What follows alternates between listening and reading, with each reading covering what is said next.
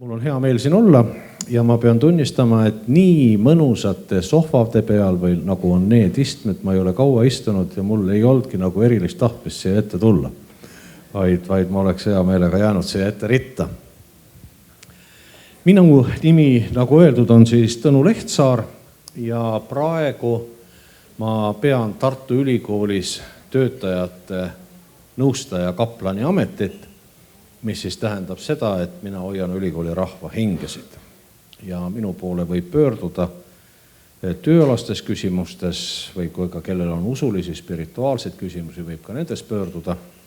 Olen ametis personaliosakonnas ja oma töö tõttu ma siis suhtlen kogu ülikooliga ja Tartu Ülikool on väga oluline lehekülg minu elus. Või mis ta lehekülg on? Ma ei olegi mujal töötanud kui Tartu Ülikoolis. Ja pidanud seal siis erinevaid ameteid ja praegu see, mida ma teen, on mulle hästi meeldiv. Ja nüüd minu tänane ettekanne on siis pealkirjastatud enesehinnangu võlu ja valu. Ja ma natukene räägin ja mingist ajast siis ma hea meelega vastan ka nendele küsimustele. Minuga on juhtunud selline asi, et ma ei tea, kas see on vaimne areng või on see taandareng, aga mina olen tülis PowerPointiga, see ajab minu mõttesõlme ja ma kuidagi ei saa. Ja nüüd ma olen tagasi siis kriidi ja tahvli, teie noogutate mõistvalt. On ju, see on areng. Toetad, see on areng, mitte taandareng. Jah, vaat, see on areng, eks ole. No nii, ja oleme tagasi siis kriidi ja tahvli juures ja paberi juures ja minu jaoks on see kuidagi palju mugavam. Ja siis vaatame siis, räägime natukene enesehinnangust ja mina räägin sellest psühholoogi mätta otsast. Natukene räägin mina pildist, enesehinnangust, tunnustest või omadustest, mis enesehinnangut mõjutavad. Ja teises pooles ma räägin natuke siis enese avamisest ja pärast seda ma hea meelega vastaksin teie küsimustele, kui ma oskan nendele vastata. Ja alustame siis sellest, et meil on siin üks niisugune põhikangelane ja teeme talle siis M-tähe, see on mina. Ja seda võib teha siis sinist või punast, kellel siis see nagu meele järele on, aga ja nüüd küsimus, kui me räägime siis enesehinnangust, see puudutab seda, kuidas me suhtume iseendasse. See küsimus on üldinimlik. Kui kunagi ammu ma õppisin Leningradis psühhoteraapiat, siis seal oli meil arutlusel, see oli psühhiaatriakliinikus, küsimus ühe grupiterapeudi väide, et kui sa võtad inimese mingi probleemi, millega ta tuleb kas siis terapeudi, konsultanti, õpetaja, nõustaja juurde. Näiteks ta ei oska otsustada. Täna hommikul minu juures käis üks inimene, kes ütles, et ma olen liimist lahti, sest ta ei saa aru, mida ülemus temalt tahab või ei taha. Ülemus temaga ei räägi, aga räägib kellegi kaudu ja inimene on liimist lahti. Ja nüüd see terapeut väitis, et kui me võtame inimese mingi probleemi, ta ei suuda otsustada, ta on liimist lahti, ta on tujust ära, ta kardab ja süveneme sellesse probleemi. Vaatame, milles siis asi on, siis varem või hiljem viib see meid enesehinnangu küsimuse juurde. Ja mina suhtusin väga skeptiliselt sellesse väitesse, sest minule ei meeldi niisugused reduktsionistlikud lähenemised. Kui me taandame mingid keerulised asjad ühele asjale ja nõukogude ajal meile õpetati, et mateeria, see on kõik, eks ole. Või Sigmund Freud ütles, et alateadvus ja seksuaalsus on see, mis paneb inimese käituma. Ja siis me saame niisuguse kunstliku pildi. Nüüd hiljem aastat ja töötamine inimestena, töötamine psühholoogina, ka õppejõuna,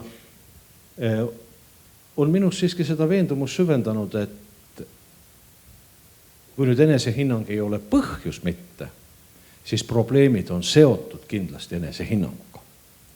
Ja kui me küsime, kuidas siis probleeme lahendada, siis kusagilt otsast peab peale hakkama, eks ole. Ja mõnel juhul võib selleks otsaks olla tõesti enesehinnang. Ja nüüd see, kuidas me endasse suhtume. Siin on ka hästi palju erinevaid niisuguseid lähenemisi ja käsitlusi, aga ma püüan niisuguse lihtsustuse või ka üldistuse teha ja paneme siia siis sellise kategooria, et meie enesehinnang oleneb meie minapildist. Ja sellest ma natukene räägin siis, mida see minapilt tähendab. Ja samuti meie suhtumine iseendasse oleneb nüüd niisugusest asjast, teeme siia väikese mullikese veel või pilvekese, ja vot see on nüüd enesehinnang. Ja ma naeratan püüdlikult. Saite pildi tehtud või? Väga hea.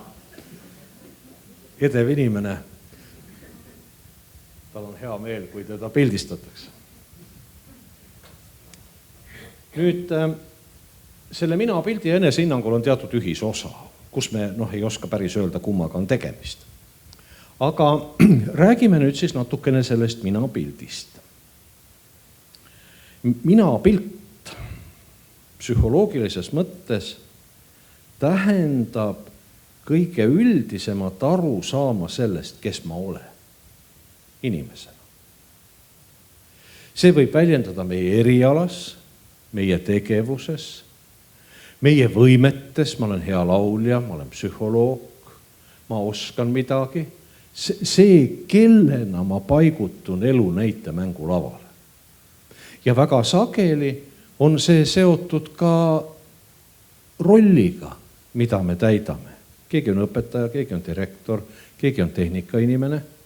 Ja me saame aru sellest, kes me oleme tänu sellele rollile, mida me täidame. Nüüd, kui me räägime minapildi võlust, siis on see hea, et meil on mingi roll. Kui me räägime valust, siis väga sageli näiteks töökaotus. Uuringupõhiselt väidetakse, et mehed elavad seda raskemini üle kui naised. Kui sa olid psühholoog, enam ei ole psühholoog.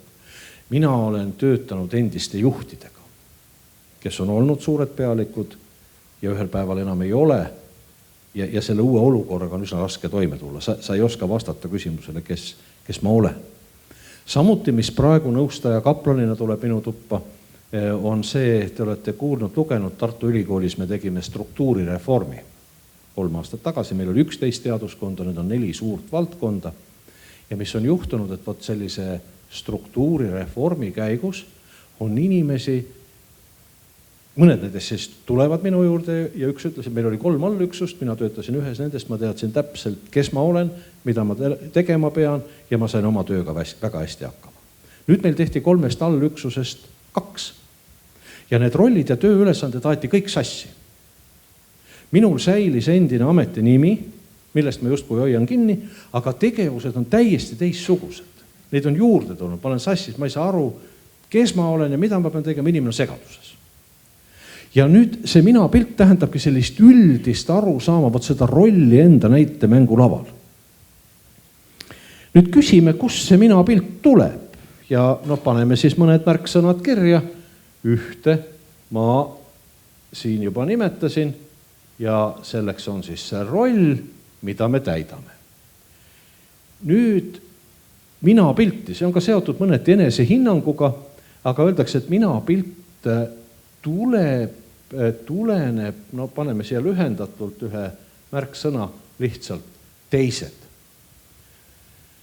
Võib-olla taharitta ei ole näha, aga ma töötasin veerand sajandit usuteaduskonnas ja seal ikka öeldi, et põhiasjad elus on usu küsimus, mitte nägemise küsimus. Nii et kui ka te ei näe, see on väiksem häda ühesõnaga, peaasi, et te usute, et Lehtsaar kirjutas siia teised. Mis siis tähendab seda, et see, kes me oleme, tuleneb suuresti sellest, kuidas me saame aru teiste suhtumisest iseendasse. Vaat mina näiteks praegu, inimesed, see töö, mida ma teen siis nõustaja kaplanina, mina tunnen ennast näiteks usaldusisikuna, sest inimesed räägivad mulle isiklikke asju. Nad ütlevad mulle, et Tõnu, et minu jama on selles, et mul ei ole kellegagi rääkida ja ma tulen räägin sulle ära. Tõsi, see nüüd päris aus ei ole, ega mina tema sõber. No ma olen sõbralik, jah. Aga mina ei ole tema sõber, mina saan palka selle eest. Ja vaadake, kas teist on keegi saab endale lubada seda, et lihtsalt istute, mitte midagi ei tee, kuulate teist inimest ja saate palka selle eest. Võiks öelda, et su elu on lill. Kuigi suhtumised on erinevad, kadunud geoloogiaprofessor Väino Puura, mul on kirglik kalamees ja me käisime Väinoga, professor Puuraga käisime ikka koos kalal. Ja tema küsis, Tõnu, kuidas läheb, maru hästi läheb.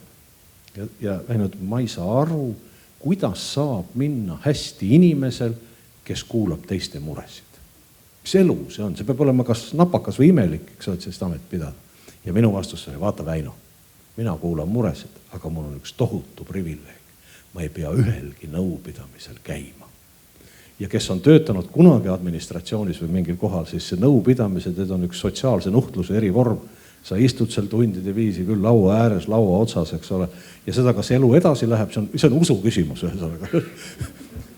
Nii et ühesõnaga, mida ma siis tahan öelda? See roll, mida me oleme võtnud, see, kes me oleme teiste silmis ja sellel tasandil veel, mis mõjutab meie minapilti, me võib panna ühe väga niisuguse olulise sõna, mis on väga avar ja selle nimi on see kultuur. Kuidas see kultuur väärtustab seda rolli või seda, kes me oleme? No võtame näiteks sellise fenomeni nagu õpetaja. Andke palun käega märku, kes on õpetajad siin. Absoluutne. Ja ei ole, ma tahtsin öelda, et absoluutne enamus, aga ütleme 2/3, eks on õpetaja. Ja me oleme kõik koolis käinud, me teame, kes on kooli õpetaja. Nüüd mina tegelen ka koolitusturul suhtlemiskoolitustega, mis on ka jälle väga huvitav tegevus, sest ma puutun kokku väga erinevate inimestega. Ja üks asi, mis mind on hakanud üllatama, on see, kuidas meie kultuur kas väärtustab või mõtestab õpetajat erinevalt, samamoodi nagu on muutunud arsti roll.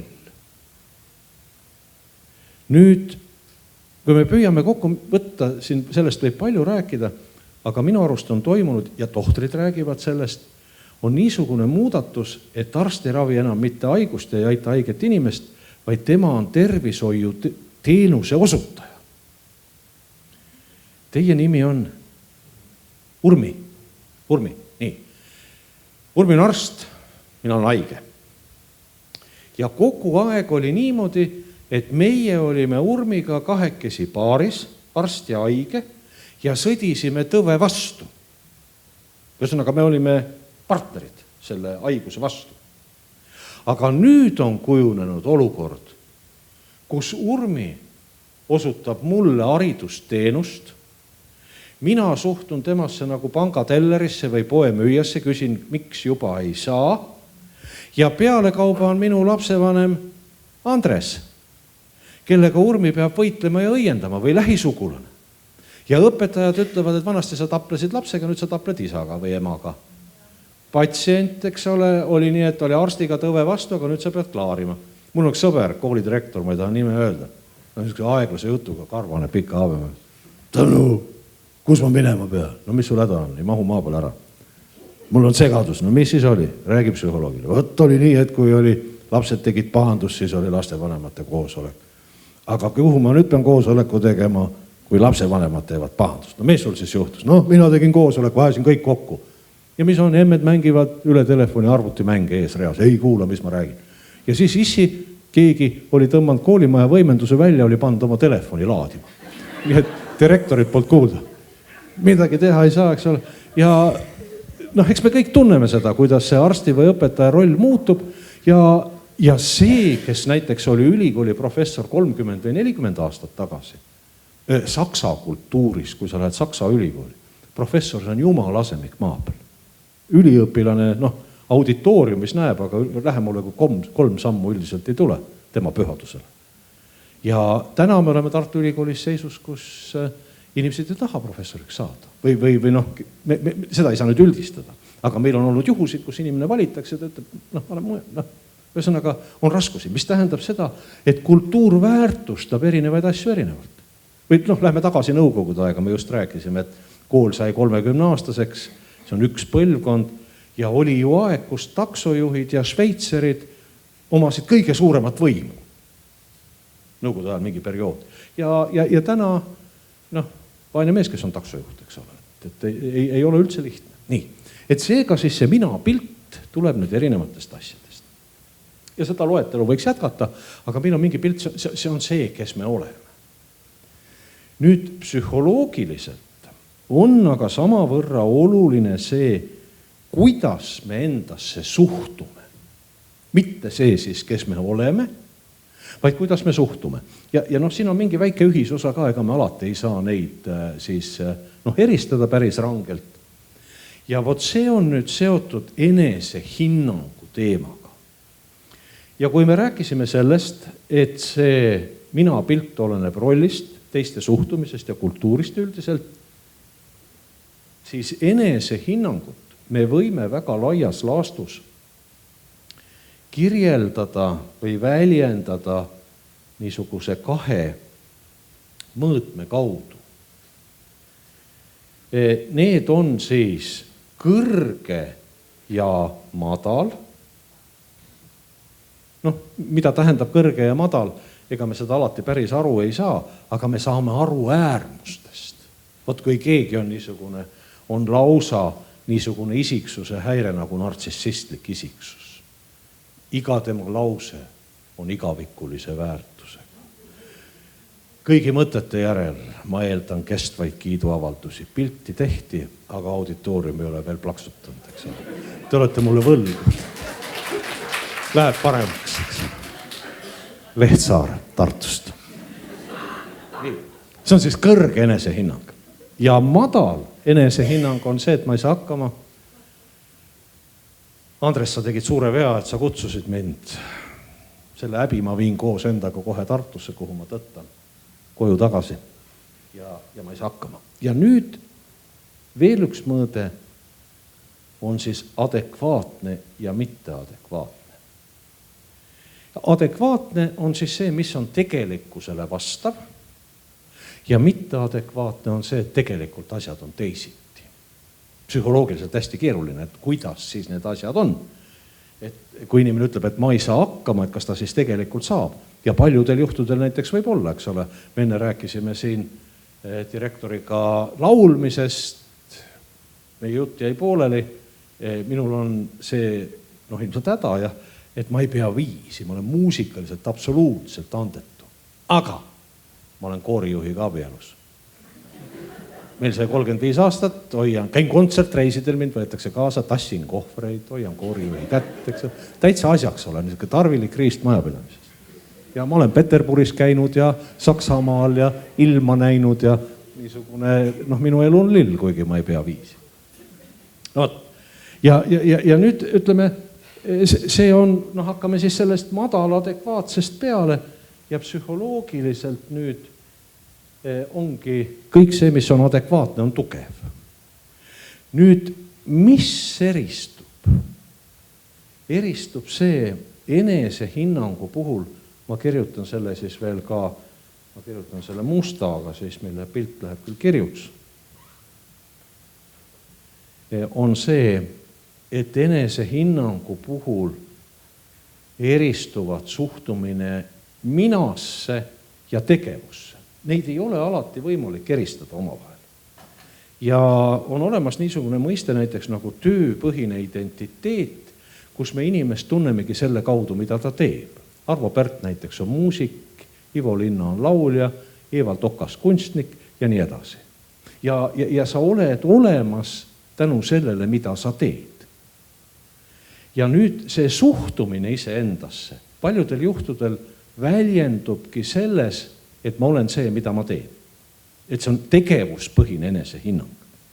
Nüüd psühholoogiliselt on küll selline nüanss, et üldiselt peetakse terveks ja tugevaks terapeutilises mõttes seda enesehinnangut, mis on lahus sellest, mida ma teen.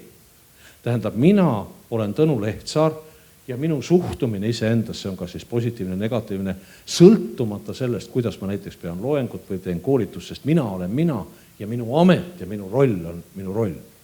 Aga me saame aru, et need on väga sageli läbi põimunud. Ja psühholoogiline tõsiasi on see, millega näiteks mina ka oma kabinetis kokku puutun, kui inimene on kellegi või mille sisse oma südame pannud. No võtame piltliku näite. Te ütlete kellelegi lille armastajale, et kuule, kaku oma umbrohi välja, siit ma tahan autot parkida. Siis ei ole see mitte umbrohu küsimus, selle rohelise bioloogia küsimus, vaid sina oled selle inimese hinge sisse, piip, halvasti öelnud talle, eks ole. No näiteks. Ma neid sõnu ei tea, eks ole. Ma pean leksikonist, Google'ist otsima. Niisugune värk. No võt, ja sa ütled inimesele halvasti, eks ole. Üliõpilastega.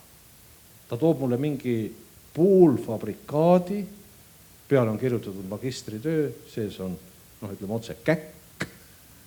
Ja kui ma ütlen, et see ei vasta nõuetele, siin on viitamissüsteem puudu, hüpoteesi ei ole tõestatud, eesmärgid ei ole selgelt, siis inimesel on niisugune tunne, et ta tahaks või aknast välja õpata. Ta räägib mulle unetutest töödest, sellest, kuidas ta ei oska võõrkeelt, ta on palganud endale tõlgi, sellise vaeva näinud. Ja sina, Lehtsaar, kuri inimene, tuled ja ütled, see ei vasta nõuetele. No mis sa teed, eks ole? Ja hävitad või inimese ära, aga ta peab olema kaitsmisküps, eks ole. Muidu ühe käki autor mulle kirjutas viimase lause, pidi siis paar nädalat enne kaitsmist tooma 50 kuni 70 lehekülge valmis töö, tõi 30 lehekülge isiklikke märkmeid ja viimane lause oli: nüüd on minu mõistus otsas. Kogu lootus on sinu ja Jumala peal. No nii hästi mulle ei ole öeldud kunagi hiljem ega varem. Aga raskused selle inimesega kestsid veel mõnda aega. Nii, et mida ma siis tahan öelda, on see suhtumine ise endasse, kusjuures see suhtumine endasse ja selles on psühholoogid üsna ühte meelt, see alus pannakse lapsepõlves. See on 3. eluaastaks on see juba inimesse sisse kirjutatud. Kas ta on äppu, kas ta on tubli, kas ta hakkab ise hakkama saama. Muide, selle madala enesehinnanguga, me räägime natuke sellest allpool, võivad olla ka väga andekad lapsed, kellele latt aetakse kõrgele. Ta peab kõige kaugemale hüppama, matemaatikas sama 5. Täna vahetasime mõne sõna saksa keele õpetajaga, sõnaga kõik need verbivormid, laufen, liif, vistke, laufen on tal sõnaga mürtsuga peas. Ja tulemus on selles, et laps ei jõua kõike. Ja see, mille ta saavutab, on see tunne või teadmine, et ma kogu aeg jooksen lati alt läbi. Ma ei suuda seda teha. Ja see võetakse siis kogu ellu kaasa.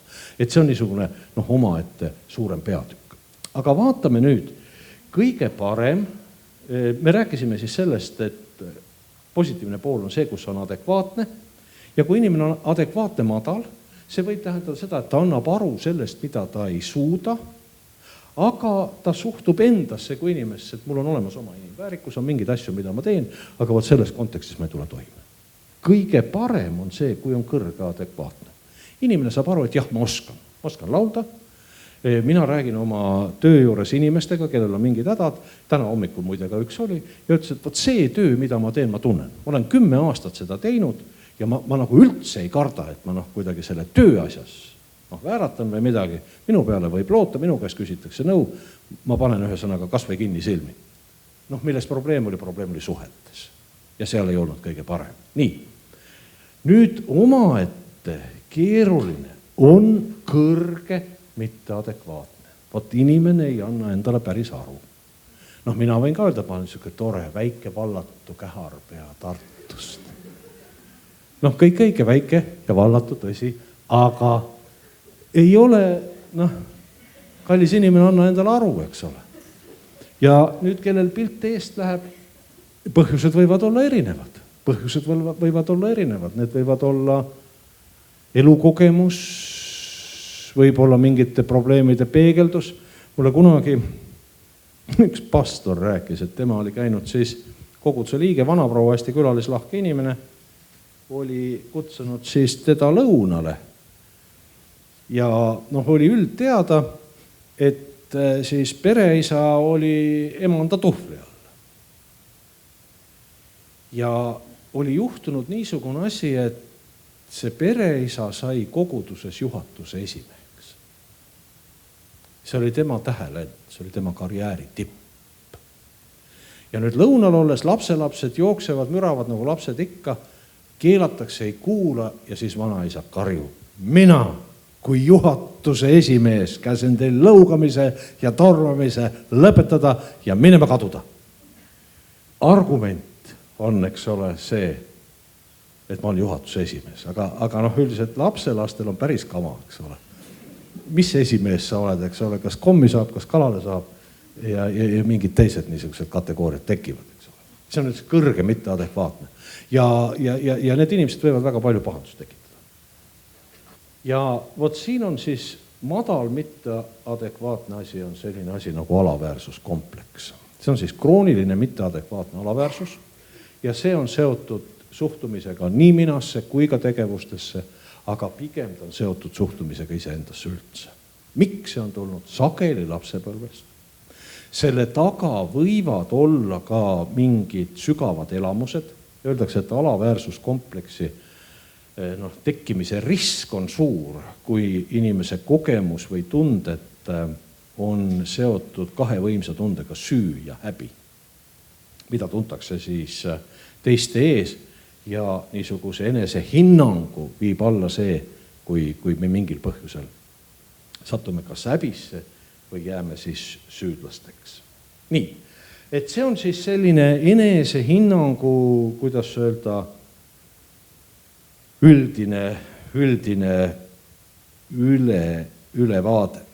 Nüüd paneme siia siis veel paar asja, kirjutame selle pildi peale ja nii, paneme siis,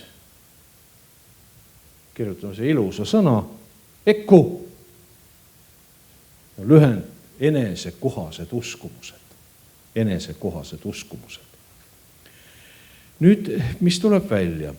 Sõna usk või uskumus tavaliselt meil seondub religiooniga. Psühholoogias uskumus või sõna belief tähendab seda, et me inimestena saame toimida tänu sellele, et meil on mingisugused väited tegelikkuse kohta, mida me peame tõesteks. Vot need ongi meie uskumused. Mingi üldine arusaamine asjadest. Vot terve rida uskumusi näiteks väljendub vanasõnades. Valel on lühikesed jalad. Kõik, mida teed ise endale. Ja mingid muud niisugused väited, eks ole. Me alati ei teadvusta neid. Me ei mõtle sõnaga baasväide 1 ja baasväide 2. Võib-olla kui poliitikasse lähed, siis sa pead ühe sõnaga teadma. Aga üldjuhul, vot kunagi ühes firmas olin ja juhiga pahandati, et teil ei ole arengukava. Ja tema väide oli, et aga meil perekonnas ka ei ole arengukava. Me elame perena, eks ole, ja me töötame firmana siin ja meil läheb hästi, eks ole. Teda naerdi välja ja togiti, aga need togijad kaugele ei jõudnud, sellepärast, et see arengukavatu osutus liiga edukaks selleks, et tema kallal norida. Aga võib-olla mõnel teisel, ma ei ole mitte ka põhimõtteliselt arengukavade vastu, muidugi mitte nüüd.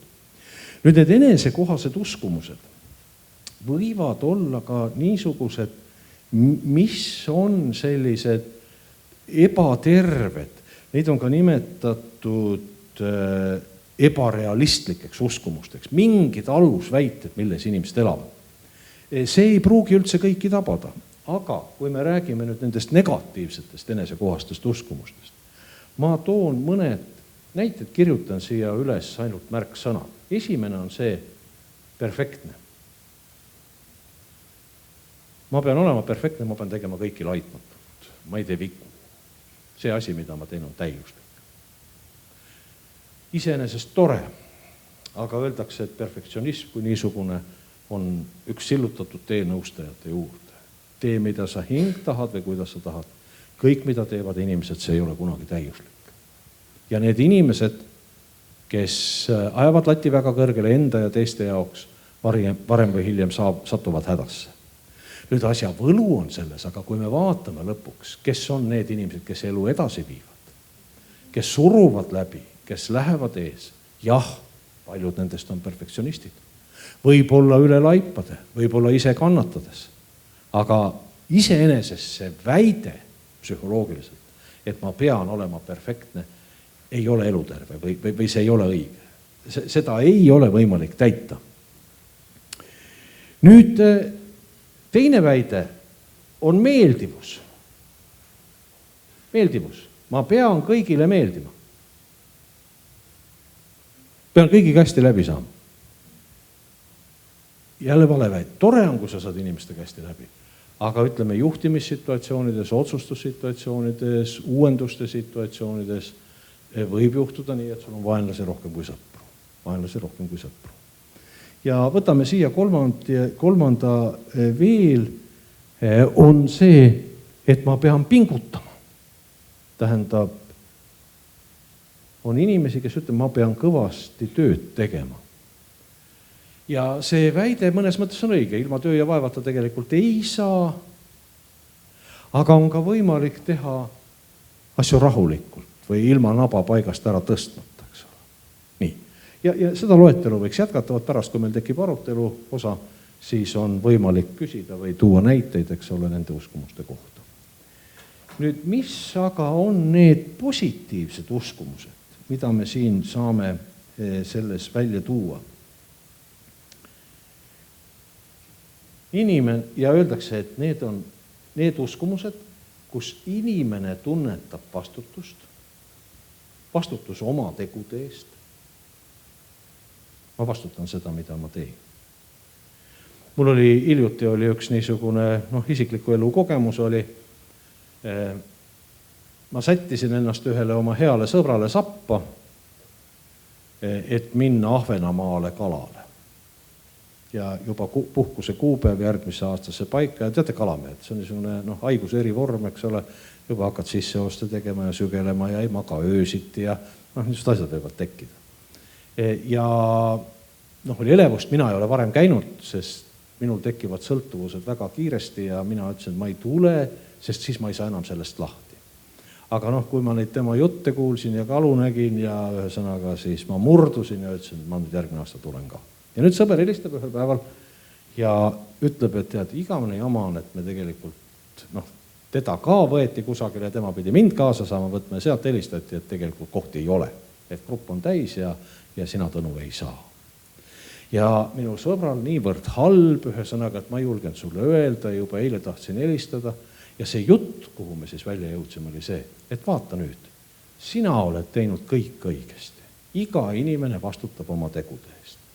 Sina tahtsid mind kaasa võtta, sina rääkisid mulle kohta ja kui nüüd sealt selgub korraldajate poolt, et seda kohta ei ole, siis sina ei vastuta selle eest. Ja nüüd see nii-öelda positiivse poole peale kuulubki selline adekvaatne vastutustunne. Nüüd edasi positiivne poole peale kuulub ka see asi, mille nimi on väärikus või eneseväärikus. Ükskõik, kas ma teen või ei tee, aga minul kui inimesel on olemas eneseväärikus. Sellisena nagu ma olen oma suutlikkus, oma võimetega ja need inimesed, kes suudavad oma väärikust hoida, on rikkad inimesed. Mul tuleb koolipõlvest üks näide meelde. Meil oli hästi kuri laulmise õpetaja ja laulmistundi, kuna ma viisi ei pea, võib-olla mul kompleks juba sealt lapsepõlvest. Ma olin hirmsas vaevas selle laulmistunniga, aga see õpetaja oli ka niisugune, nagu natuke ütleme, närvilise võitu. Ja meil oli üks niisugune paha poiss, tal oli, paha poiss on ka väga võib-olla nagu üldistust, ütleme nii, oli poiss, kellel ka kogu aeg juhtus pahandusi. Ta kakles ja ilmselt tal ka kodus ei olnud asjad kõige paremad. Ja seal mingis rüseluse või kakluse hoos ta sülitas ühe klassiõe peale. Klassiõe ei olnud mitte kakleja, vaid ta oli seal kuidagi valel ajal vales kohas. Ja õpetaja sattus raevu ja võttis selle poisi ja tüdruku ja nõudis, et tüdruk sülitaks poisile. Kas siis näkku või peale. Ja tüdruk ei sülitanud. Seisis nina maas, õpetaja karjus ja ütles ainult, mina ei sülita. Ja ei sülitanudki. Ja vot selle asja nimi, paneme siia tärni, minu arust on väärikus. Väike laps, see oli ka teine aeg, kus õpetajal oli väga suur autoriteet ja üldiselt tehti seda, mida õpetaja ütles. Ja vot ta ei sülita. tal on see oma väärikus. Ja mul on oma väärikus ja öeldakse, et selle enesehinnangu või enesekohase uskumuse üks olulisi osasid, see on ka selline sügav filosoofiline taust on sellel, on andestusvõime. Andestada endale ja teistele, vot vead või need möödalaskmised või asjad. See on hästi keeruline, väga sügav teema ja paljud terapeudid ka tänapäeval või kas paljud, ütleme, mitmed terapeudid, keda mina olen lugenud, ütlevad, et inimeste pikaajaliste hingehädade üks põhjus on andestusvõimetus. Mitte, et nad isegi ei taha, aga nad ei suuda. Ja seal võib-olla siis on tarvis sellist professionaalset abi, eks ole, professionaalset abi. Nii, nüüd on läinud pilk maru kirjuks. Ja ma olen juba suure jupi aega ära nii-öelda rääkinud ja minu mõte oli, et ma teises osas räägiksin enese avamisest, aga ma võin selle enese avamisega tükis ka koju tagasi minna, aga ma kurvaks ei lähe. Selles mõttes, et võtame nüüd nagu selle ühe asja ette, räägime siis minast, mina pildist, enese hinnangust, nendest värkidest siin ja ma vastaks hea meelega küsimustele, kui neid on. Et käsitleme nagu selle teema ära ja siis, kui jõuame, võtame uue, kui ei jõua, ei võta uue.